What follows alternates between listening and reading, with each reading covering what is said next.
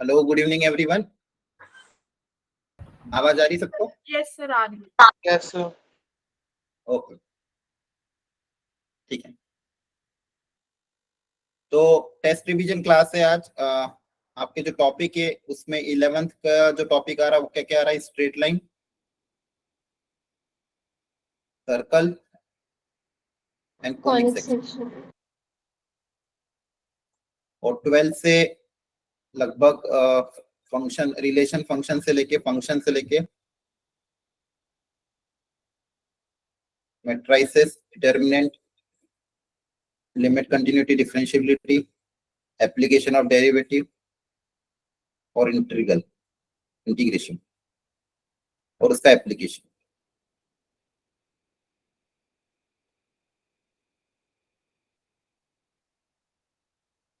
हाँ, तो थोड़ा बहुत रिवाइज करा देता हूँ कुछ कुछ चीजें। अच्छा, एक चीज ध्यान रखना, मेजर टेस्ट है, थोड़ा level of the paper tough ही है, मैथ्स का खासकर। तो आपको कुछ चीजों का ध्यान रखना है जब भी पेपर, चाहे जेई का पेपर हो या फिर कोई भी मेजर टेस्ट हो। अगर पेपर टफ आता है उसमें लगभग 30 क्वेश्चन है, ठीक है। आपको प्रॉपरली क्वेश्चन का सिलेक्शन करना है,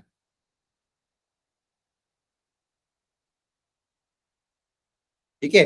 30 में से हो सकता है 15 क्वेश्चन टफ हो, 10 क्वेश्चन 5-6 मतलब 10 क्वेश्चन टफ हो, मान लो 10-15 क्वेश्चन मीडियम लेवल के हो, 5-10 क्वेश्चन इजी लेवल के, सब तरह का डिवीजन हो सकता है। तो आपको प्रॉपर सिलेक्शन करना है क्वेश्चन का, आपको पूरा छांटना है वहां से, कैसे भी करके इजी डायरेक्ट क्वेश्चन पहले करें। सबसे पहले कौन से करें? फर्स्ट इजी और डायरेक्ट क्वेश्चन। हो सकता है ये क्वेश्चन 3 से 4 ही हो, कितने भी हो सकता है 5 हो, ठीक है। 3-4-5 क्वेश्चन ये कर लीजिएगा, इजी और डायरेक्ट क्वेश्चन। तो पूरे पेपर में आपको छांटना होगा प्रॉपरली बैठ के, कि कैसे भी करके जो इजी है, फंडामेंटल है, डायरेक्ट क्वेश्चन है, जो कॉन्सेप्ट लगा के डायरेक्ट हो जाएंगे, कम से कम 4-5 क्वेश्चन ये कर लिए। फिर मीडियम लेवल पे आए, मीडियम लेवल पे भी थोड़े बहुत कॉन्सेप्चुअल जो आपसे हो पाए, उसमें से मान लो अपने 5 क्वेश्चन और छाट लिए। कुल मिला के अगर आप 10 क्वेश्चन भी कर लेते हो तो आपका परसेंटाइल अच्छा आ जाएगा। आपको कोशिश करना है कि एटलीस्ट 10 क्वेश्चन का टारगेट आपको अचीव करना है। तो 30 में से 20 क्वेश्चन छोड़ सकते हो, 10 क्वेश्चन का टारगेट अचीव करना है। उसमें से भी धीरे धीरे जाना, पहले 5 क्वेश्चन अचीव करना, 5 से 6 क्वेश्चन, 5 से 6 क्वेश्चन आ जाए, फिर आगे के 5 करना। हो पाए तो ठीक है, नहीं एटलीस्ट 5 से 6 क्वेश्चन तो सही करके आ। होगा क्या, अगर आप मान लो ओवरऑल पेपर को देखने जाओगे, टफ दिखेगा तो आप पूरा ही छोड़ दोगे, और पूरा छोड़ने के चक्कर में 3-4 क्वेश्चन ही कर पाओगे। इससे अच्छा ओवरऑल देखो, उसमें से कौन से इजी है उनको पिकअप करो। एटलीस्ट ये 5 से 8 से 10 क्वेश्चन भी अगर आपने अच्छे से कर लिए तो अच्छी बात है, और ज्यादा हो रहा है तो और अच्छी बात है। लेकिन आपको मिनिमम टारगेट इतना रखना है, उसके लिए थोड़ा सा कॉन्फिडेंस रखना होगा, घबराना नहीं पेपर को देख के। क्लियर हो रही बात? आपको सिर्फ पिकअप करना है। ये जेई में भी हो सकता है, कोई कभी पेपर मान लो हो सकता है इजी आ जाए, कभी पेपर मान लो टफ आ जाए, हमें मेंटली प्रिपेयर होके ही जाना है। तो पेपर कैसा भी आए, हमें वहां पे कोशिश करके इजी मीडियम लेवल के क्वेश्चन को छांट छांट के प्रॉपर्ली अटेम्प्ट करना है विदाउट कैलकुलेशन एरर, ठीक है। तो ये चीज का ध्यान रखना। इसके अलावा अब मैं जो जो भी टॉपिक आपके आ रहे हैं, पूरा तो रिवीजन नहीं, जो मेजर इंपॉर्टेंट उतना उतना मैं हल्का हल्का फॉर्मूला रिवीजन आपको मैं करवा देता हूँ, तो कुछ क्वेश्चन की हम प्रैक्टिस कर लेंगे, ठीक है। अब पेपर कर लिए तो ज्यादा कुछ कर नहीं सकते। तो सबसे पहले मैं कोनिक सेक्शन का रिवीजन आपको करा रहा हूँ, हल्का हल्का फॉर्मेट, बेसिक फॉर्मेट। एटलीस्ट ये बेसिक कर लेना। पूरा डिटेल में आपको मैं दिसंबर में पढ़ूंगा, जैसा कि मैंने आपको कहा था। ये चैप्टर पूरा डिटेल में, अभी फिलहाल टेस्ट के लिए some बेसिक कॉन्सेप्ट मैं आपको सिखा देता हूँ। तो कोनिक सेक्शन बेसिकली क्या होता है आपको पता ही है, कि हम रेशियो देखते हैं। मान लो हर कोनिक में एक फिक्स लाइन होती है और एक फिक्स पॉइंट होता है।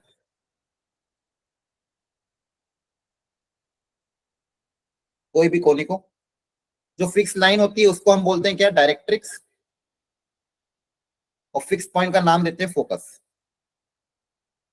अब अलग अलग कोनिक बनते हैं, अलग अलग शेप बनते हैं, पॉइंट का कलेक्शन है, बहुत सारे पॉइंट का कलेक्शन आपके कोनिक बनता है। अब वो जो पॉइंट पी जो उस कोनिक पे लाई कर रहा है, वो अलग अलग प्रॉपर्टी को सेटिस्फाई करेगा। क्या? उस पॉइंट का उस फोकस से डिस्टेंस, वो जो डायरेक्ट्रिक्स से डिस्टेंस है, मान लो फोकस से पीएस, फोकस से डिस्टेंस है पीएस, डायरेक्ट्रिक्स से डिस्टेंस मान लो पीएम, तो ये जो डिस्टेंस का रेशियो है फोकस से डायरेक्ट्रिक्स से, ये रेशियो हमेशा कांस्टेंट आता है, इस कांस्टेंट को हम नाम देते हैं ई, एसेंट्रिसिटी। है ना? जितने भी कोनिक होते हैं उस कोनिक पे कोई भी पॉइंट जो होता है उसका फोकस से डिस्टेंस और डायरेक्ट्रिक्स से डिस्टेंस का रेशियो पीएस अपॉन पीएम, ये रेशियो कांस्टेंट होता है, इसका नाम देते हैं ई। अब अगर ये ई 1 हो जाए, 1 हो जाए मतलब पीएस इक्वल टू पीएम हो जाए, तो आप जब ऐसे सारे पॉइंट को जब कलेक्ट करोगे तो आपको कलेक्ट करने पे क्या मिलेगा? एक पैराबोला। क्या मिलेगा? पैराबोला की एसेंट्रिसिटी क्या होती है? 1। वहीं पे अगर ये ई को मैं लेस देन 1 रख दूं, मतलब 1 से छोटा कोई नंबर रख दो, 1/2, 1/4, 1/5 इस तरह से, और तब रेशियो लेके निकालू, तो जो मुझे शेप मिलेगा वो मिलेगा एक इलिप्स। तो ऐसे सारे पॉइंट का जब कलेक्ट करूंगा तो मुझे क्या मिलेगा? इलिप्स। एसेंट्रिसिटी अगर मैं ग्रेटर देन 1 कर दूं तो मुझे क्या मिलेगा? हाइपरबोला। हाइपरबोला। क्लियर है? Yes sir. ये बेसिक फंडामेंटल हो गया। अब जितने भी कोनिक होते हैं हमारे, ये हो गया, और भी कोनिक क्या क्या होते हैं? सर्कल भी होता है, पेयर ऑफ स्ट्रेट लाइन भी होता है। तो ये सब की इक्वेशन एक सेकेंड डिग्री की होती है, मतलब उसमें एक्स स्क्वायर का टर्म आता है, वाई स्क्वायर का टर्म आता है, एक्स का टर्म आता है, वाई का टर्म आता है, कांस्टेंट टर्म आता है। तो जो जनरल सेकेंड डिग्री कर्व की इक्वेशन है वो क्या रिप्रेजेंट करती है? एक कोनिक को रिप्रेजेंट करती है। अब इसमें कौन सी ये इक्वेशन कब इलिप्स को रिप्रेजेंट करेगी, कब पैराबोला, कब हाइपरबोला को, ये चेक करने का तरीका क्या है? इसमें हम एक डेल्टा की वैल्यू निकालते हैं। ठीक है? डेल्टा मतलब याद रखने का तरीका ABCHGF, ये डेल्टा होता है। डेल्टा अगर 0 है तो pair of straight line represent करता है, ये डेल्टा की वैल्यू। डिटर्मिनेंट इसका अगर नॉन जीरो है, फिर एच स्क्वायर और AB में कंडीशन कि एच स्क्वायर माइनस AB अगर 0 के बराबर है तो parabola, H square minus AB negative है तो ellipse, H square minus AB greater than 0 है तो hyperbola. General second degree curve की इक्वेशन की मदद से अगर पता करना हो कोनिक कैसा है, तो आपको दो चीजें कैलकुलेट करनी है, एक तो डेल्टा कैलकुलेट करना है और दूसरा एच स्क्वायर माइनस AB की वैल्यू कैलकुलेट करनी है। डेल्टा को याद रखने का तरीका बहुत आसान है, डिटर्मिनेंट, डायगोनल एलिमेंट आते हैं ABC, फिर आता है HGF, H G symmetric matrix होता है, और F इसका डिटर्मिनेंट। तो डेल्टा नॉन जीरो, तो ये तीन कंडीशन। ABC क्या है? A coefficient of x square, B coefficient of y square, C is the constant term, H is the coefficient of xy divide by 2, G और F। ठीक है? तो फंडामेंटल है। ठीक है, मतलब ठीक है। अब इसके, हाँ बोलो सर। अगर ई की वैल्यू 0 से कम हुई फिर? 0 से कम हुई, नेगेटिव नहीं होगी, रेशियो है ना डिस्टेंस का, तो पॉजिटिव ही होगी। क्लियर है? Yes sir. Okay sir. Okay. Next है आपका हाइपर सॉरी पैराबोला। पैराबोला की स्टैंडर्ड इक्वेशन आपको ध्यान है, y square equal to 4x, y square equal to -4x, x square equal to 4ay, x square equal to -4ay। उसमें जो main है y square equal to जैसे 4x, ये कैसे दिखता है? इस तरह का पैराबोला होता है। यहाँ पे फोकस होता है, फोकस का कोऑर्डिनेट होता है a,0। इधर जस्ट पीछे a डिस्टेंस पे डायरेक्ट्रिक्स होती है, इसकी इक्वेशन है x equal to -a। a मतलब x के कोफिशिएंट को 4 से डिवाइड करोगे तो a आ जाएगा, x के कोफिशिएंट को 4 से डिवाइड करोगे तो a आ जाएगा। फोकस का फॉर्मूला है a,0, डायरेक्ट्रिक्स की इक्वेशन है x equal to -a। Eccentricity आपको पता है 1 ही होती है। Length of latus rectum, latus rectum मतलब फोकस से पास होने वाली परपेंडिकुलर कॉर्ड, इसको बोलते हैं लेटेस्ट रेक्टम। इसको क्या बोलते हैं? Latus rectum. इसकी जो लेंथ है वो कितनी होती है? 4a के बराबर, 4 टाइम्स a के बराबर लेटेस्ट रेक्टम की लेंथ होती है। इसके अलावा और कोई पॉइंट ध्यान रखना है तो ये ध्यान रख लो कि अगर पैराबोला पे कोई भी पॉइंट अज्यूम करना है पैरामीटर t के टर्म्स में, तो पैरामेट्रिक कोऑर्डिनेट अज्यूम करने का तरीका at square, 2at, y square equal to 4x के लिए। पैरामेट्रिक कोऑर्डिनेट क्या होता है? x कोऑर्डिनेट को आप अज्यूम कर सकते हो at स्क्वायर, y कोऑर्डिनेट को अज्यूम कर लेना 2at। बस इतना फंडामेंटल अभी के लिए याद रख लो, और ये डायग्राम होता है। क्लियर है? एक एग्जांपल करके दिखा रहा हूं मैं, ध्यान से देखना। अभी क्लास के एंड तक बने रहना, अभी कुछ और भी क्वेश्चन मुझे कराने important. y square equal to 10x मान लो है, कोई पैराबोला है, तो सबसे पहले a निकाल लेते, तो a निकालने के लिए कंपेयर करेंगे तो 4a बराबर 10, x का कोएफिशिएंट क्या है 10, तो 4a बराबर 10, तो यहाँ से a कितना आ जाएगा? 10/4 दैट इज 5/2। a कितना आ गया? 5/2। अब फोकस पता करना है, तो फोकस का कोऑर्डिनेट का फॉर्मूला क्या होता है? a, 0 0 comma a, 0 y square है, तो क्या आ जाएगा फिर 5/2, 0। ये फोकस है। डायरेक्ट्रिक्स की इक्वेशन क्या होती है? x इक्वल टू -a, तो क्या आ जाएगी? x equal to -5/2। Length of latus rectum 4a के बराबर, 4a मतलब 10 के बराबर। ठीक है, a पता करने का तरीका आसान है। x के कोफिशिएंट को जो भी x का कोफिशिएंट है y स्क्वायर इक्वल टू उसको 4a से इक्वेट कर दो, वहां से a आ जाएगा। ठीक है, इसके बाद आता है आपका इलिप्स। इलिप्स की स्टैंडर्ड इक्वेशन कैसी दिखती है? ऐसी दिखती है, x square by square plus y square by B square equal to 1। उसमें x के नीचे वाला जो a है, अगर ये ग्रेटर देन 0 है, सॉरी b से बड़ा है, a अगर b से बड़ा है, x स्क्वायर के नीचे कोफिशिएंट ज्यादा है, तो मेजर एक्सिस आपकी x एक्सिस होगी और माइनर एक्सिस y एक्सिस होगी। तो ये आपकी कौन सी हो जाएगी? Major axis. अगर एक्स स्क्वायर के नीचे जो टर्म है वो इससे ज्यादा, मतलब if a greater than b, तो फिर इलिप्स आपका ऐसा बनेगा। फोकस का यहाँ पे दो फोकस होते हैं, f1 और f2। फोकस के कोऑर्डिनेट क्या होते हैं? ae, 0 और दूसरा कोऑर्डिनेट होता है -ae, 0। डायरेक्ट्रिक्स की इक्वेशन होती है x बराबर a बाई e। ये डायरेक्ट्रिक्स की इक्वेशन, ये पहली डायरेक्ट्रिक्स, और दूसरी डायरेक्ट्रिक्स की इक्वेशन x बराबर -a by. Focus 1, focus 2 ae, 0। तो याद फॉर्मूला याद रखने का तरीका, फोकस का कोऑर्डिनेट होता है ae, 0। डायरेक्ट्रिक्स की इक्वेशन याद रख लेना, x बराबर a अपॉन e। और एसेंट्रिसिटी का फॉर्मूला याद रखना। एसेंट्रिसिटी का फॉर्मूला आपको हो जाएगा relation E square equal to 1। अब 1 से कम होती है एसेंट्रिसिटी इलिप्स में, तो 1 minus formula B square by A square. इस वाले स्टैंडर्ड इलिप्स के लिए एसेंट्रिसिटी का फॉर्मूला होता है e square equal to 1 minus B square by A square. Length of latus rectum होता है 2b स्क्वायर बाई ए। ये फॉर्मूले थोड़े बहुत याद है, पिछले साल थे? बोलो। Yes.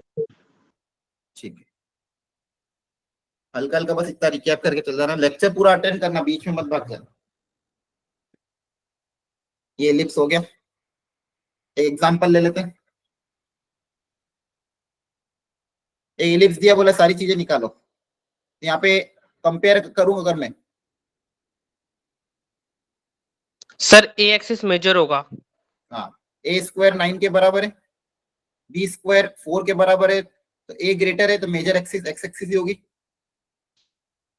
Major axis x axis ही होगी।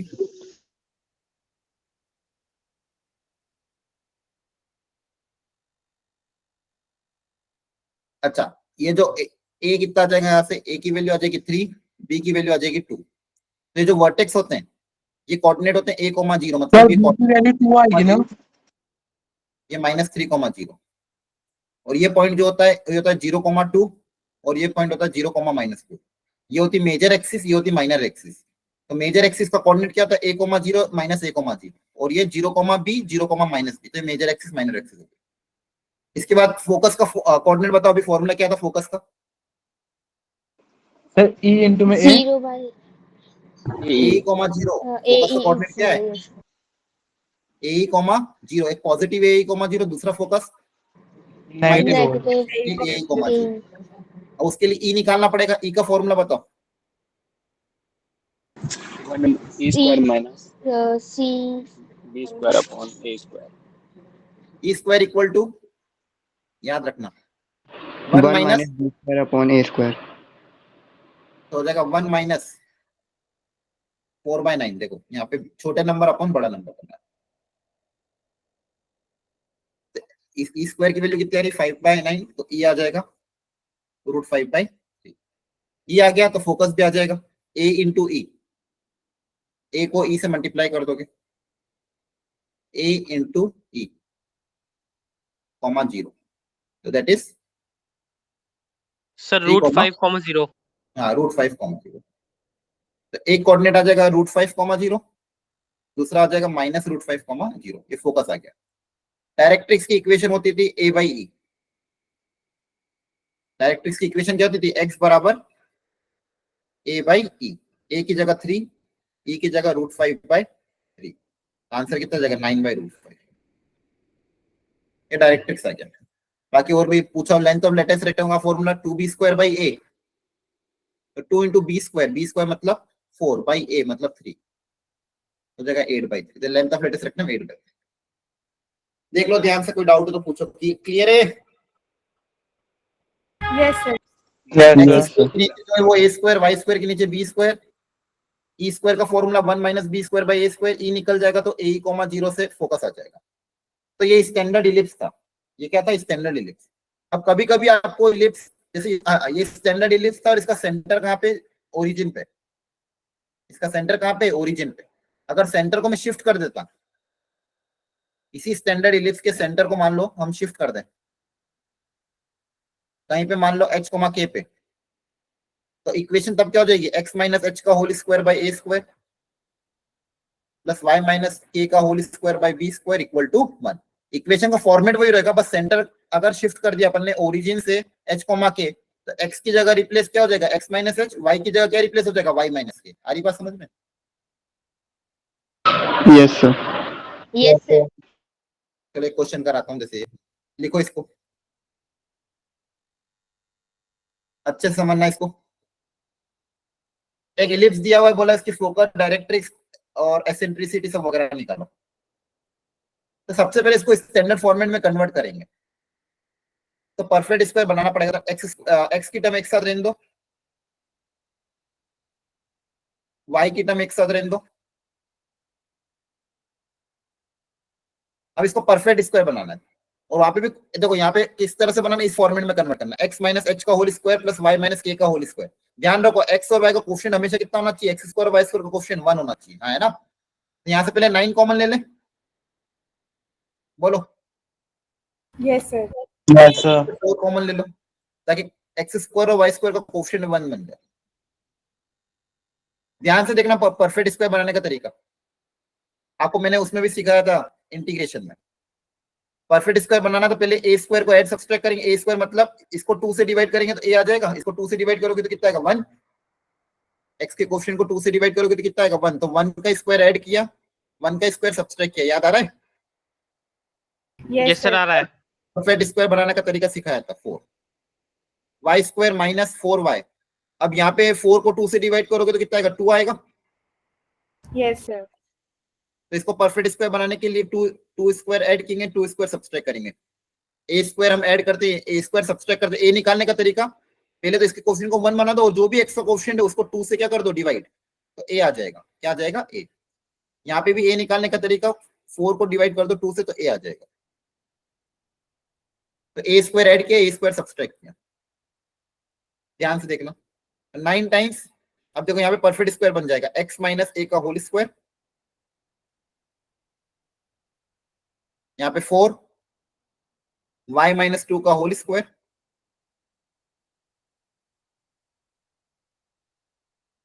Minus 11 equal to 0। अब सब कांस्टेंट टर्म को अलग निकाल लेंगे। देखो ये 9 को अंदर भेजेंगे, 9 x माइनस 1 का होल स्क्वायर, यहाँ से कितना आएगा? माइनस का 9, और यहाँ से कितना आएगा? देखो 4 y माइनस 2 का होल स्क्वायर।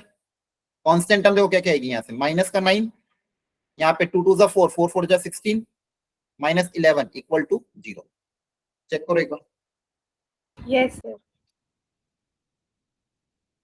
क्लियर है? फाइनली ये तो कोई परफेक्ट स्क्वायर बनाने का तरीका आपको आना चाहिए। एक बार देख लो सारी स्टेप्स को ध्यान से। क्या बचेगा? 9x माइनस 1 का whole square plus 4 y minus 2 का होल स्क्वायर इक्वल टू, इन सबको ऐड करो, कितना आ रहा है?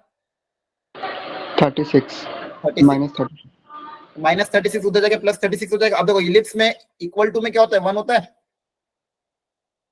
है ना? तो Yes, पूरे sir. को 36 से डिवाइड कर दोगे तो 36 से पूरे को डिवाइड कर देते हैं। पूरी इक्वेशन को 36 से डिवाइड कर दोगे। सर एक बार स्लाइड पीछे करना। हाँ बोलो, कोई डाउट है? No sir, done. 36 से डिवाइड करोगे तो देखो क्या आ जाएगा? x माइनस 1 का होल स्क्वायर डिवाइडेड बाय 9/36 कितना हो जाएगा? 4। y माइनस 2 का होल स्क्वायर 4/36 कितना हो जाएगा? 9 इक्वल टू 1। क्लियर है? देखो ये इलिप्स आ गया आपका। Yes, sir. Yes, sir. अब इस इलिप्स में अब बता दो फटाफट, ए स्क्वायर कितना है? 4. 4। Sir. B square 9. 9। तो इसमें बी स्क्वायर वाला टर्म है, तो मतलब ये वाला इलिप्स होगा। मेजर एक्सिस कौन सी होगी? Y square, Y. वाई वाली। क्लियर है? Yes, sir. एसेंट्रिसिटी का फॉर्मूला, इस बार एसेंट्रिसिटी का फॉर्मूला क्या हो जाएगा? E square equal to 1 minus, पहले क्या था? B square by A square, इस बार क्या आएगा? A square upon छोटा नंबर हमेशा अपन बड़ा नंबर, ऐसे याद रखना। स्मॉलर अपन ग्रेटर हमेशा ऐसा होगा, क्योंकि अगर ग्रेटर अपन स्मॉलर कर दोगे तो 1 से ज्यादा आ जाएगा तो नेगेटिव आ जाएगा। लॉजिकली क्या हो जाएगा? मान लो बी बाई ए करूंगा तो उल्टा हो जाएगा। तो 1 माइनस स्मॉलर अपन ग्रेटर, तो कितना हो जाएगा? 4/9। तो वापस कितना आ जाएगा? ई स्क्वायर की वैल्यू 5/9। क्लियर है? Yes, sir. तो कभी अगर ऐसे जनरल में आ जाए तो आपको पहले परफेक्ट स्क्वायर बनाना है। परफेक्ट स्क्वायर बनाने के बाद ए स्क्वायर बी स्क्वायर पता करने के बाद फॉर्मूला अप्लाई करते हैं। क्लियर हो गया? Yes, sir. yes sir Yes, sir. Okay, तो ये इलिप्स था। अगला है हाइपरबोला। हाइपरबोला में सारी जो चीज इलिप्स में सब सेम, यहाँ पे बस बी स्क्वायर की जगह क्या आ जाता? Minus B square. फॉर्मूला वही है फोकस का, a comma 0 directrix x equal to a by. यहाँ पे focus minus a comma 0 directrix x equal to minus a by, centre 0,0।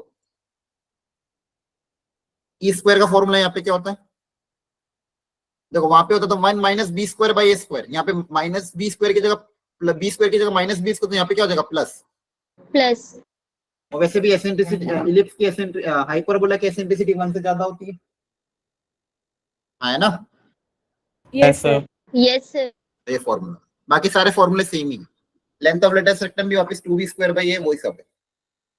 तो ये एक इलिप्स होता है। इसका अलावा दूसरा इलिप्स कौन सा होता है? देखो यहाँ पे मेजर एक्सिस कौन सी होगी ये कैसे पता चलेगा? जो भी पॉजिटिव है वो, यहाँ पे एक्सिस का कोएफिशिएंट पॉजिटिव है, इसलिए मेजर एक्सिस कौन सी हुई? X axis. Y square negative, इसलिए माइनर। अगर एक्स स्क्वायर नेगेटिव हुआ, वाई स्क्वायर पॉजिटिव हुआ, तो मेजर एक्सिस कौन सी हो जाएगी? वाई। y क्लियर हो गया? यहाँ पे Yes, वापस sir. फॉर्मूला क्या हो जाएगा? Yes. इक्वल टू 1 प्लस, पहले क्या था? B A square by B square, उल्टा हो जाएगा, जी। ए की जगह बी आ जाएगा। क्लियर है? ये कौन सा Yes, इलिप्स है? sir. Y square by B square minus X square by A square equal to 1। तो इसको बोलते हैं conjugate ellipse, sorry conjugate hyperbola. ये हाइपरबोला है और ये उसका क्या है? कॉन्जुगेट हाइपरबोला है। आ रही बात समझ में? Yes, sir. yes sir एक रिलेशन और ध्यान रखना,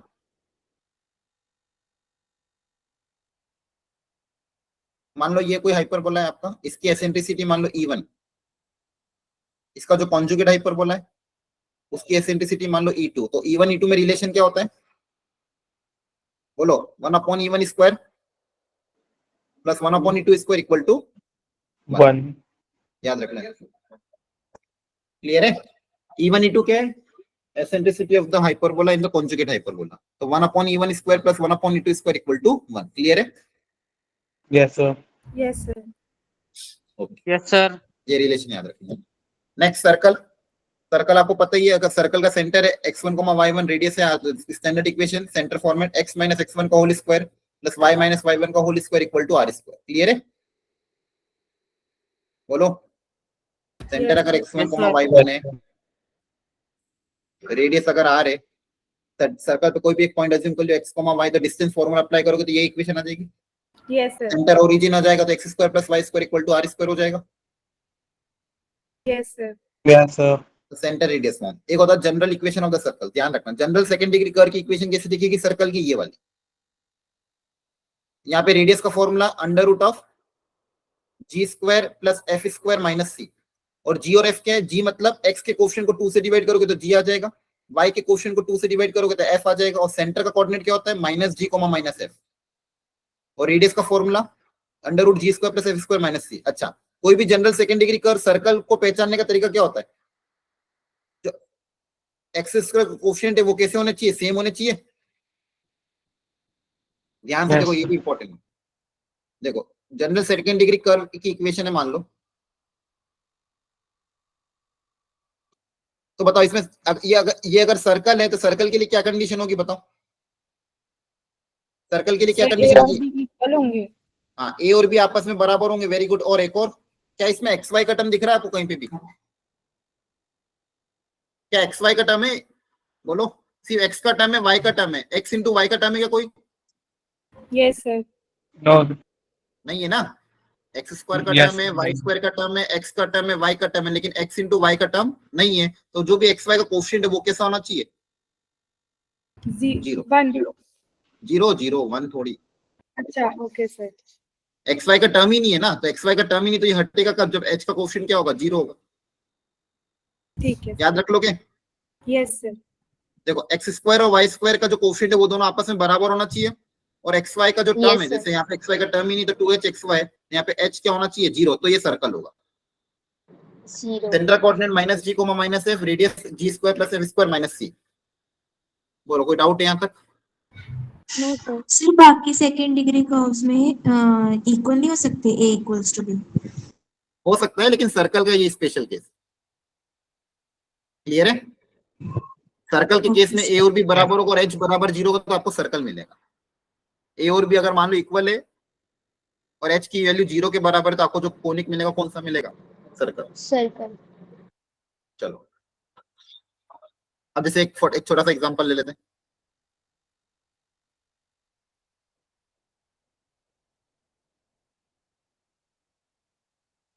बताओ इसका सेंटर का कोऑर्डिनेट क्या होगा.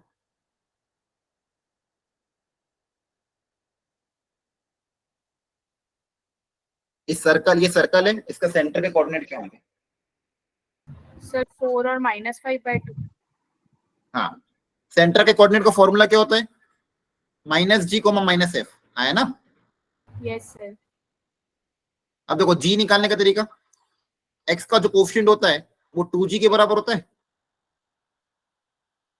तो Yes, जी sir. कितना आ जाएगा, -4. y का कोफिशिएंट 2f के बराबर, तो f कितना आ जाएगा, 5/2. सेंटर का कोऑर्डिनेट क्या, माइनस जी करोगे तो कितना आएगा, 4, और माइनस एफ मतलब -5, ये सेंटर कोऑर्डिनेट आ गया. क्लियर है. Yes, sir. रेडियस के लिए फॉर्मूला अप्लाई कर देना, √g square plus f square minus c. G square मतलब 4 का स्क्वायर, -5/2 का होल स्क्वायर, माइनस का सी मतलब कांस्टेंट टर्म 1, यहां से रेडियस आ जाएगा. क्लियर है. Yes, sir. ठीक. और भी बस बेसिक फंडामेंटल चीजें होती है. एक और आता है आपका ऑर्थोगोनल सर्कल. दो सर्कल एक दूसरे को ऑर्थोगोनल है, दो कर्व एक दूसरे को ऑर्थोगोनली कब इंटरसेक्ट करते हैं.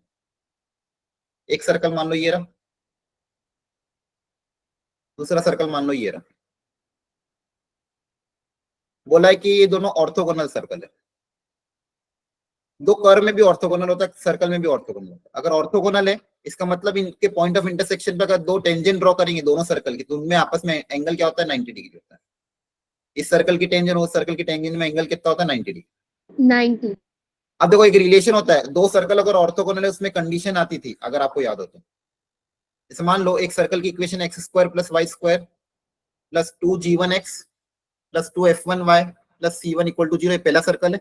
दूसरा सर्कल है मान लो x square plus y square plus 2g2x plus 2f2y plus c2 equal to 0. ये दो सर्कल की इक्वेशन गिवन. तो अगर सर्कल ऑर्थोगोनल है मतलब ऑर्थोगोनली एक दूसरे को इंटरसेक्ट करते हैं, देन इनमें आपस में रिलेशन क्या होगा, 2g1g2 plus twice of f1 f2 equal to c1 plus c2. ये कंडीशन याद होती है. मतलब ये अगर आप डिराइव करोगे तो फाइनल रिजल्ट ये आता है. ऑर्थोगोनल सर्कल जब पढ़ाया जाता है तो ये रिजल्ट याद करने को बोलते हैं कि अगर दो सर्कल ऑर्थोगोनल है तो उसमें आपस में कंडीशन क्या होगी, twice of g1 g2 plus 2f1 f2 equal to c1 plus c2. Clear है. Yes, sir. और दो सर्कल ऑर्थोगोनल होंगे नहीं होंगे इससे भी चेक कर सकते हैं आप. ये LHS और RHS दोनों सर्कल से LHS RHS की वैल्यू निकाल के देखना, अगर आपस में इक्वल आ रही है मतलब दोनों सर्कल कैसे होंगे, ऑर्थोगोनल. और ऑर्थोगोनल बोला तो ये कंडीशन भी सेटिस्फाई करेगी, तो याद रखो. क्लियर है यहाँ तक. Yes, sir. ओके. इसके अलावा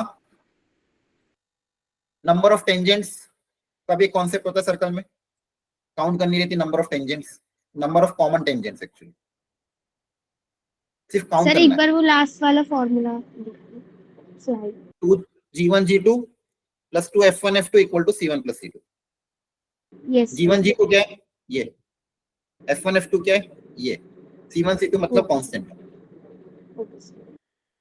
अब नंबर ऑफ कॉमन टेंजेंट, अब दो सर्कल में कितनी कॉमन टेंजेंट बनेगी ये काउंट करना है. तो अलग अलग कंडीशन बता रहा हूं, देखो ध्यान.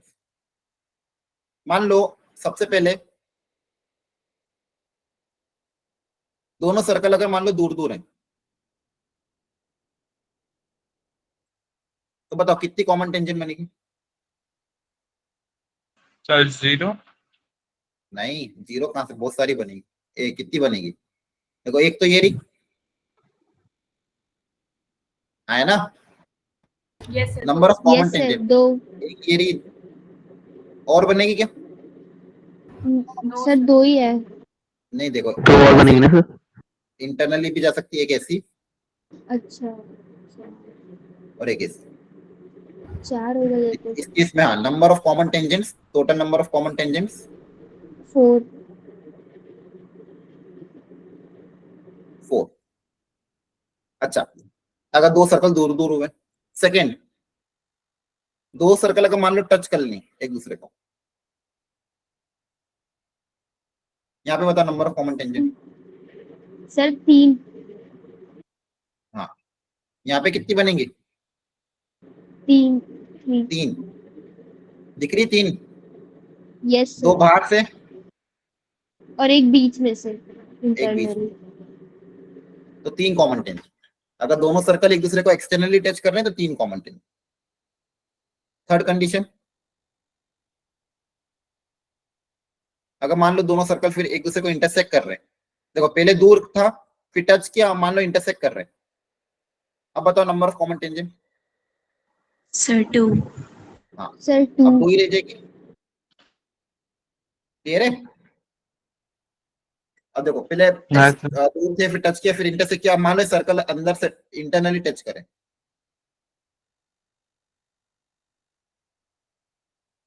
नंबर ऑफ कॉमन टेंजेंट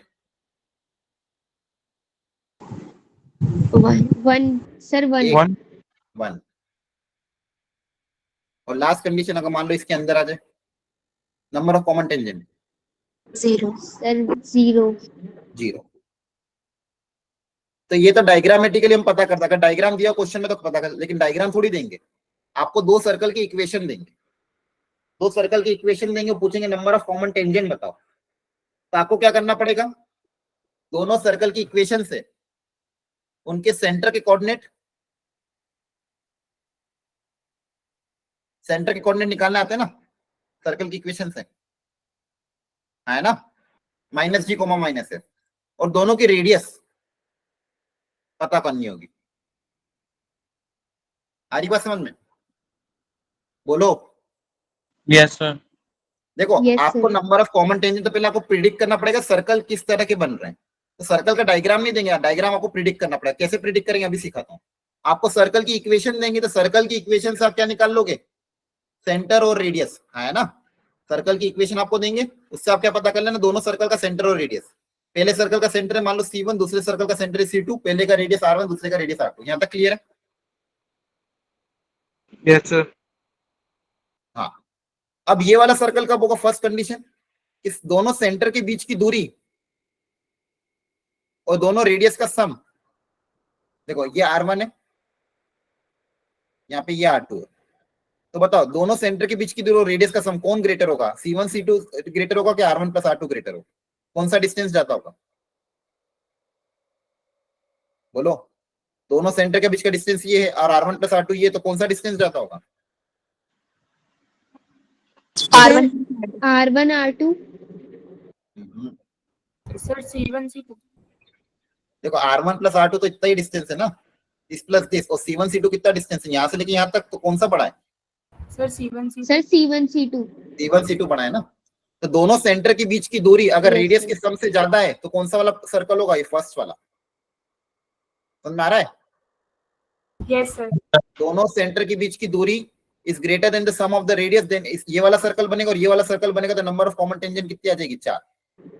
4 यहाँ पे बताओ, यहाँ पे देखो C1 C2 की दूरी, ये R2 Sir, ये R1, यहाँ पे क्या होगी? इक्वल। yes, sir. यहाँ पे सेंटर के बीच की दूरी रेडियस के सम की क्या होगी? Equal. Equal. इक्वल। दोनों सेंटर की दूरी रेडियस के सम के अगर बराबर आ गई तो ये वाला सर्कल बनेगा, ये सर्कल बनेगा तो 3 कॉमन टेंजेंट।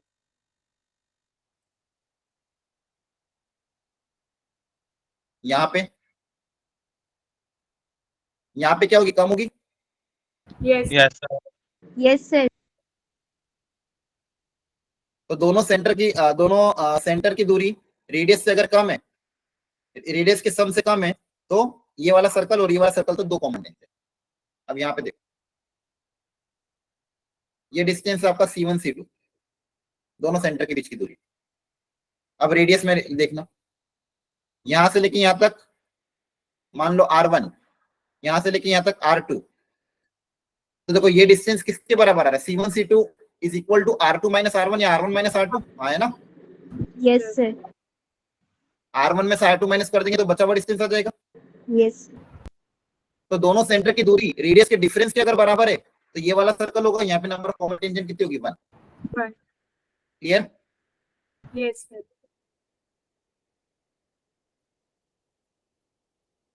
यहाँ पे ये C1 C2 और यहाँ पे C1 C2 का डिफरेंस R1 माइनस R2 से भी कम हो जाए,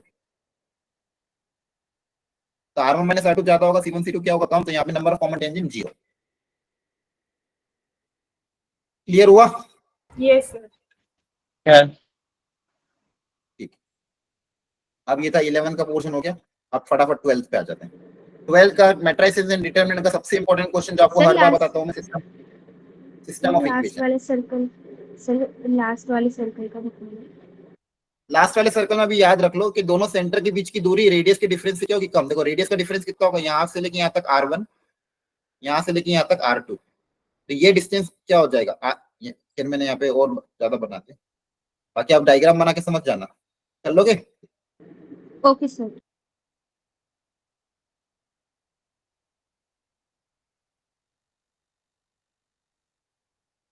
ये है आपके सेंटर के बीच की दूरी C1 C2, यहां से लेके यहाँ तक है मान लो R1, और यहां से लेके यहाँ तक है R2। सॉरी गलत बना दिया, R2 कहां तक है, अंदर तक।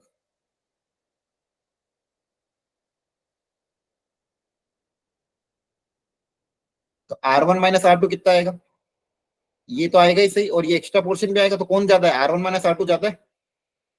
ठीक है याद। Yes sir. चलो अब सब लोग इस क्वेश्चन को ट्राई कर लो। Unique solution, no solution, infinite. Condition बता दो चलो एक बार। यूनिक सॉल्यूशन की कंडीशन क्या होती थी, delta is equal to 0। Unique solution की कंडीशन क्या होती थी, पहले ही गलत बता दिया, जबकि क्या है सबसे इंपॉर्टेंट है। Delta not equal to 0. Unique solution की कंडीशन मैंने कहा ये हर साल क्वेश्चन एक आता ही है जेई में, और ये याद नहीं हुआ तो फिर तो ये कितनी बार मैंने बोला, ये मोस्ट इंपॉर्टेंट है। Unique solution condition delta not equal to 0, और डेल्टा अगर 0 हो जाए और delta x, delta y, delta z all सबके सब 0 हो जाए, तो या तो आपका इनफाइनाइट सॉल्यूशन, और डेल्टा 0 कोई भी एक minimum delta x, delta y, delta non 0, तो ये कंडीशन है नो सॉल्यूशन। याद रखना इसको, तो ये रट लेना, नहीं तो अपने टेबल के वहां चिपका लेना, क्योंकि इस टॉपिक से एक क्वेश्चन गारंटी आना ही है जेई में। अब यहाँ पे आपको अलग अलग के लिए अलग अलग कंडीशन निकालनी पड़ेगी। डेल्टा समझते हो ना, डेल्टा मतलब क्या होता था, coefficient of x y z. Yes, sir. तो मैं कोई एक करके दिखा रहा हूँ, मैं इनफाइनाइट सॉल्यूशन का करके दिखा रहा हूँ, बाकी आप कर लेना। चलो इनफाइनाइट सॉल्यूशन के लिए सबसे पहले डेल्टा निकाल लेते हैं। बताओ डेल्टा कितना आएगा, रो 1 बताओ, डेल्टा के लिए रो 1 बताओ कितनी आएगी। Sir 1 1 1 1 2 3 One. Delta. लैम्डा। इसकी वैल्यू निकालोगे तो आप आएगा 2 लैम्डा माइनस 9।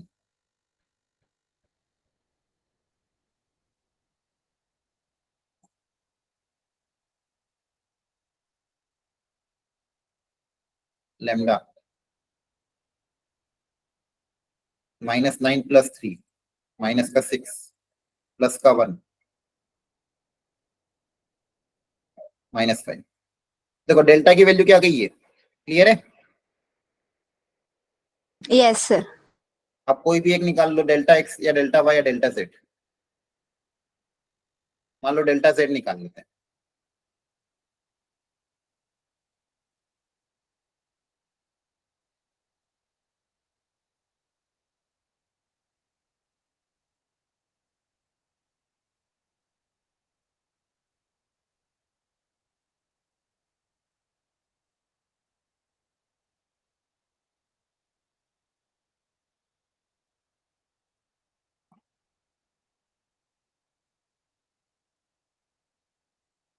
ये कितना हो जाएगा m माइनस का 18 प्लस का 6 प्लस का 3।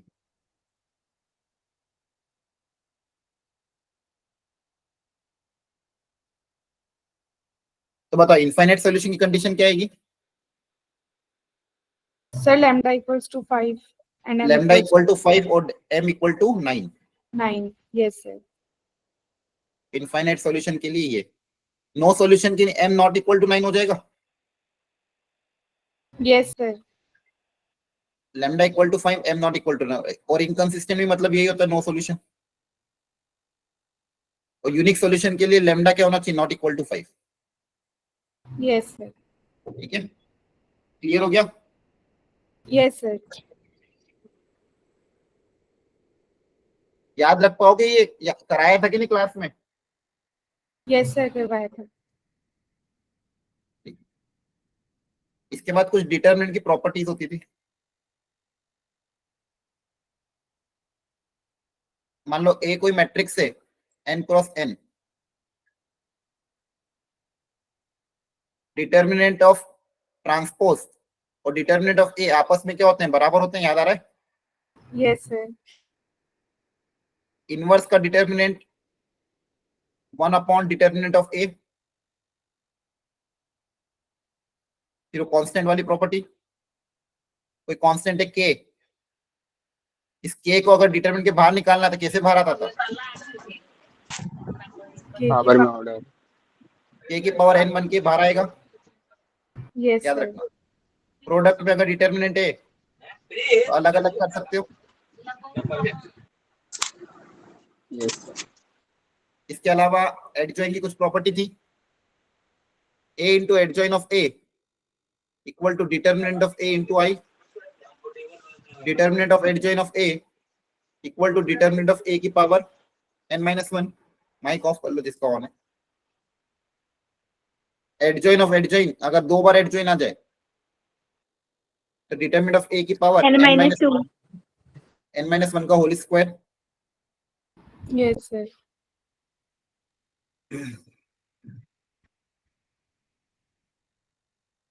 और सर अगर 3 बार एडजॉइंट आ जाए तो? n-1 का whole cube. Okay sir. Adjoint of k अगर है, k को एडजॉइन के बाहर निकालना तो k की पावर n-1 बन के बाहर आता है। याद रखना, यहाँ पे k की पावर n बन के बाहर आता है, यहाँ पे k की पावर n-1 बन के बाहर आता है।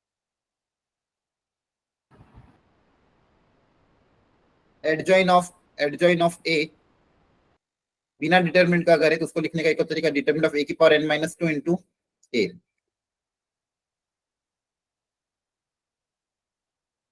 इसके बाद अगर प्रोडक्ट में एडजॉइन ऑफ ab तो adjoin of b into adjoint of a। Clear है? ये मॉड्यूल के क्वेश्चन है, कर लेना खुद से एक बार अगर प्रैक्टिस करनी हो। एग्जाम्पल के तौर मान लो डिटर्मिनेंट ऑफ a आपका मान लो 5 है। A is a 2x2 matrix या 3x3 मैट्रिक्स मान लो। Find determinant of 4 times A transpose, तो बताओ कितना होगा? या फिर इसको थोड़ा कैलकुलेशन कम करना तो इसको मान लो 2 रख लो।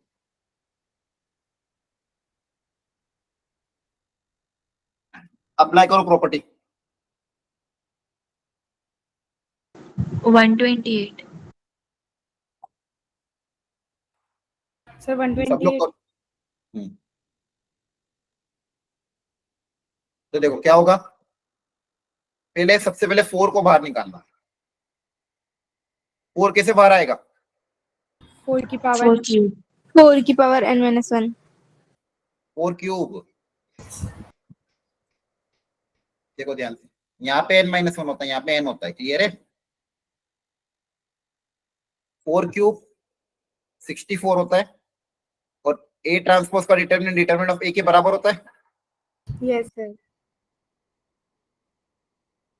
क्लियर है? जी सर. ठीक है। इसके अलावा फिर अगला चैप्टर हो क्या था आपका? Inverse trigonometric function. उसमें डोमेन में ध्यान रखना क्या होती है क्या नहीं। प्रॉपर्टीज पढ़ लेना एक बार इनवर्स ट्रिग्नोमेट्रिक फंक्शन की, ज्यादा नहीं तो। एटलीस्ट प्रॉपर्टी पढ़ लेना। इसके अलावा फंक्शन में देख लेना, टाइम मिला तो ठीक है, नहीं तो फिर अब मैं आपको एक काम करता हूँ, एरिया अंडर कर्व और इंटीग्रेशन के कुछ क्वेश्चन करा देता हूँ।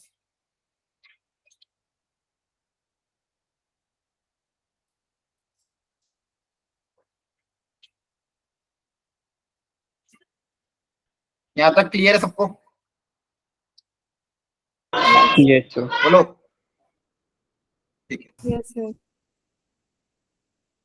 एक स्टैंडर्ड वेराइटी होती थी, जैसे मान लो ऊपर भी सेम टाइप की टर्म हो, नीचे भी सेम टाइप की टर्म हो, जैसे मान लो 2 sin x minus 3 cos x upon 4 sin x plus 8 cos x, कुछ भी रैंडम ले लो।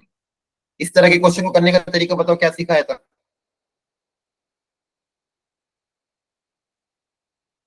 बताओ। ऊपर भी सेम टाइप की टर्म, नीचे भी सेम टाइप की टर्म हो, तो क्या करते थे?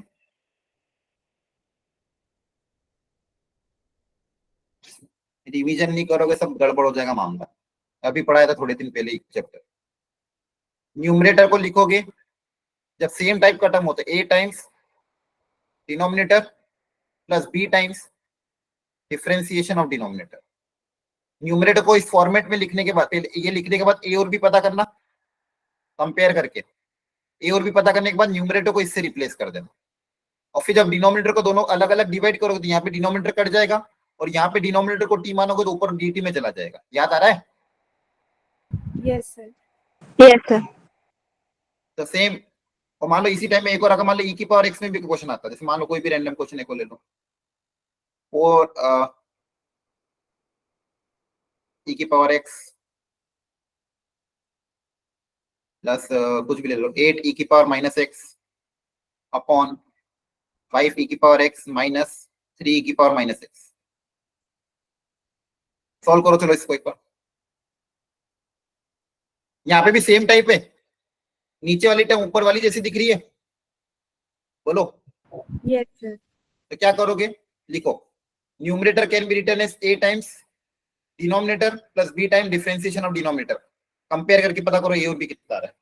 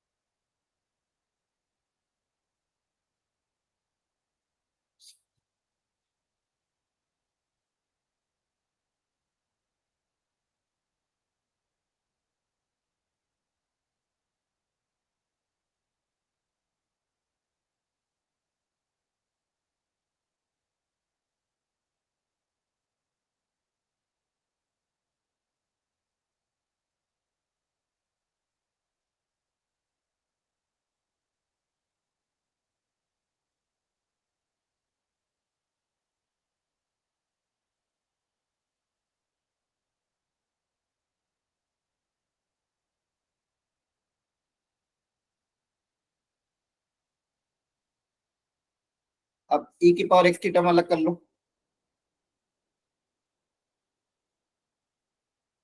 ऐसा क्वेश्चन क्लास में भी कराया था, याद है?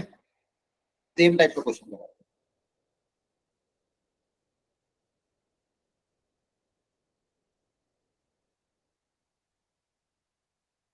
अब कंपैरिजन कर लेना,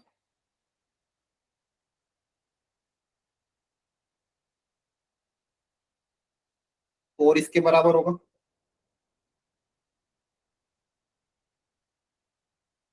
और 8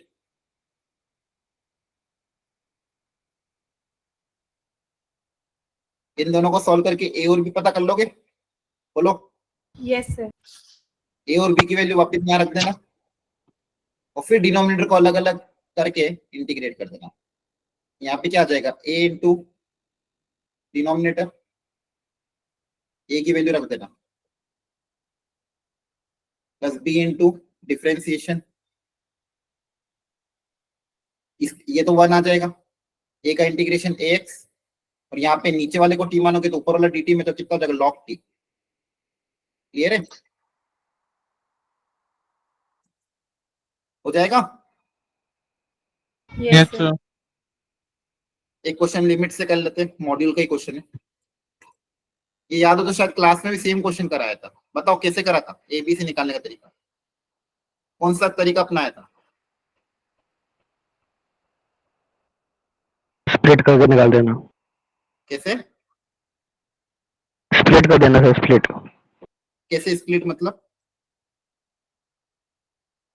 सर अलग अलग कर देना सर, एक ही बार x plus x sine x minus ये अलग अलग करके सर। नहीं नहीं नहीं, अलग अलग करके नहीं। 3 तरह के डिफरेंट फंक्शन है, ABC निकालना है। ये होगा सीरीज एक्सपेंशन से। सेम क्वेश्चन क्लास का ही क्वेश्चन है, सबका सीरीज एक्सपेंशन लिखना पड़ेगा। देखो नीचे तो आप चाहो तो हटा सकते हो पहले ही। यहाँ पे x से मल्टीप्लाई डिवाइड कर दो, sin x बाय x 1 हो जाएगा, ताकि डिनोमिनेटर आपका कितना हो जाएगा x इंटू एक्स स्क्वायर। तो डिनोमिनेटर हमेशा पॉलिनोमियल बना लिया करो अगर बन पाए तो। यहाँ पे डायरेक्ट बन रहा था, x से मल्टीप्लाई डिवाइड करने के बाद आया ना, ये समझ में आया? x टेंड्स टू 0 ये 1 हो जाएगा। Yes, sir. अब बचे हुए में सीरीज एक्सपेंशन यूज कर लेते हैं। नीचे हाईएस्ट पावर 2 है तो सब में भी ऊपर हाईएस्ट पावर 2 रखेंगे। तो e की पावर x का एक्सपेंशन क्या था? 1 plus x square by 2 factorial minus b cos x का expansion. 1 minus x square upon में 2 factorial. Very good. और e की पावर माइनस x का कैसे लिखेंगे? जो e की पावर x था बस उसमें x 1 minus x plus x square upon x factorial. Very good. बस यहाँ पे जो x था उसकी जगह माइनस x कर दोगे। क्लियर है? Yes, sir. ध्यान से देखना। अब यहाँ पे सब तरह की टर्म को अलग अलग कलेक्ट कर लेते हैं। कांस्टेंट टर्म कौन कौन सी आएगी? यहाँ से a आएगा, यहाँ से माइनस b आएगा, यहाँ से c आएगा। तो कांस्टेंट टर्म में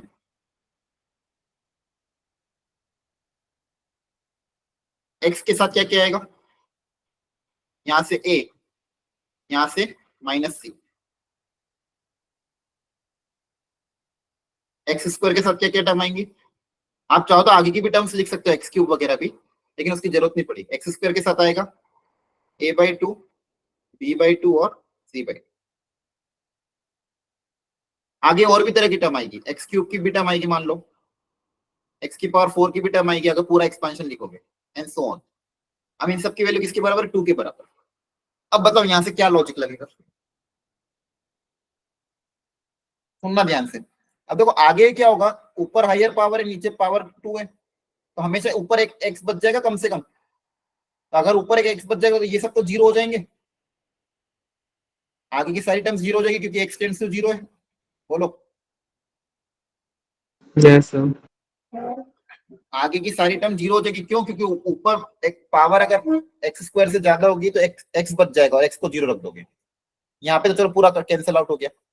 अब यहाँ पे तो क्या होगा, डिनोमिनेटर में एक x बच जाएगा। अब अगर डिनोमिनेटर में x बच रहा है, x अगर 0 की तरफ जाएगा तो ये तो इन्फिनिटी की तरफ चल जाएगा, दोनों आया ना। Yes, sir. अगर x 0 की तरफ जाएगा तो ये तो इन्फिनिटी की तरफ चल जाएगा, और आंसर इन्फिनिटी तो नहीं है। तो इसको फाइनाइट बनाने के लिए क्या होना पड़ा? देखो नीचे अप्रोचिंग 0 है, नीचे दोनों तरफ क्या जा रहा है? अप्रोचिंग 0 है, आया ना। तो इसको अगर आंसर फाइनाइट लाना तो क्या करना पड़ेगा?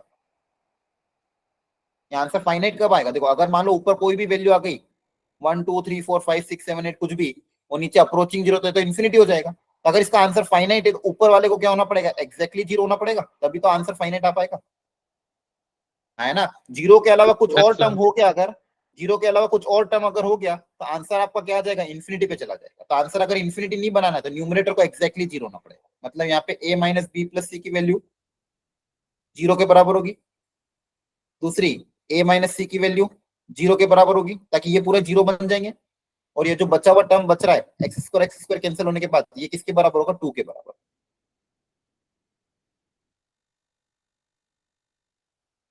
देख लो ध्यान से। अब इन तीनों को सॉल्व करके आप ABC निकालोगे, 3 इक्वेशन 3 में। समझ में आया कि नहीं आया? Yes, sir. आ गया. ध्यान से देख लो, कोई स्टेटमेंट डाउट हो तो वापस पूछ लो।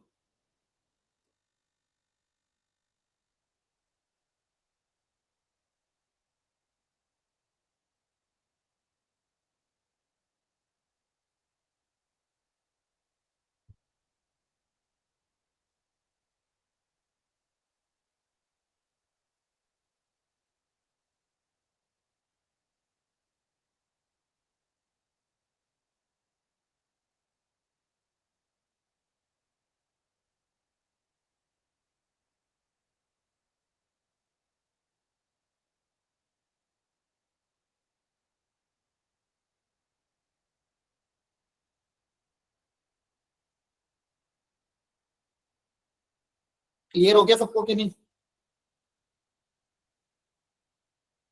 बोलो बच्चों। Yes, sir. ठीक है, तो देखो मेजर टेस्ट में सब कुछ रिवाइज कराना तो पॉसिबल नहीं, लेकिन जितना पॉसिबल हो सकता तो उतना मैंने आपको फॉर्मूला रिवीजन वगैरह करा दिया। ये एक बार देख के चले जाना। वो मैंने जो स्टार्टिंग में एक लाइन बोली थी, टेस्ट पेपर दिखने में कैसा भी हो, चाहे जेई की भी बात कर रहा हूँ, जेई में भी पेपर अगर हो सकता है इजी आ जाए, हो सकता है पेपर टफ है। आपको क्वेश्चन पेपर को देख के घबराना नहीं है, आपको सारे क्वेश्चन अटेम्प्ट करने ही नहीं है। वहां पे आपको अपना प्रेजेंस ऑफ माइंड बहुत कूल रखना है, आपको बस आसान क्वेश्चन को छाटना है। मैथ्स के पेपर में अगर आप कल 8 से 10 क्वेश्चन भी कर लेते हो खुद से तो बहुत अच्छा है। क्लियर है? और ये एक्चुअल जेई में भी यही होगा। एक्चुअल जेई में भी अगर पेपर टफ है और 8 क्वेश्चन भी आपने कर लिया तो आपका 90 to 94% आराम से क्रॉस कर जाएगा मैथमेटिक्स में। मैथमेटिक्स का जो परसेंटाइल आएगा सेपरेटली उसमें। तो ठीक है, तो कल का पेपर प्रॉपरली अटेम्प्ट करना, जितना आपसे हो पा रहा उतना अटेम्प्ट करना, ढंग से अटेम्प्ट करना। क्लियर है? Yes, sir. Okay sir. उन क्वेश्चन में टाइम देना जो थोड़े इजी मीडियम हो। ज्यादा टफ क्वेश्चन हो, एकदम आपको लग रहा है कि कॉन्सेप्ट नहीं पता है, तो उनमें एकदम टाइम इन्वेस्ट मत करना। और तीनों सब्जेक्ट को प्रॉपरली टाइम देना ताकि पेपर ना छूटे। ठीक है सर। ठीक है, थैंक यू चलो, sir. Bye. Good evening sir.